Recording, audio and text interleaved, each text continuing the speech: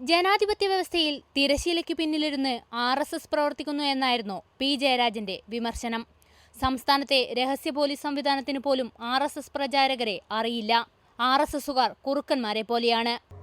രാത്രികാലത്ത് പ്രത്യക്ഷപ്പെടുന്ന കുറുക്കന്മാരെ പോലെ രാത്രിഞ്ചരന്മാരായിട്ട് സഞ്ചരിക്കുന്ന പ്രചാരക വേഷം എന്തിനാ? ഞങ്ങൾ രാജ്യത്തിനു വേണ്ടി, ജനങ്ങൾക്ക് വേണ്ടി എന്ന് പറയുന്നുണ്ടല്ലോ. എന്തിനാ ജനാധിപത്യ വ്യവസ്ഥയിൽ ഈ തിരശീലക്ക് പിന്നിലിരുന്നുള്ള പ്രവർത്തനം? നമ്മുടെ കേരളത്തിലെ പോലീസ് ഏറ്റവും മെച്ചപ്പെട്ട പോലീസാണ്, നല്ല ഇന്റലിജൻസ് സംവിധാനമുള്ള പോലീസാണ്. പക്ഷേ ആ രഹസ്യ പോലീസ് സംവിധാനത്തിന് പോലും RSSന്റെ ഓരോ പ്രദേശത്തെയും പ്രചാരക വേഷം ആരാണ് എന്നറിയില്ല. അശാന്തിയുണ്ടാക്കുന്ന ഇത്തരം രഹസ്യവേഷങ്ങളെ ജനം പിടികൂടണമെന്നും ജയരാജൻ ആവശ്യപ്പെട്ടു.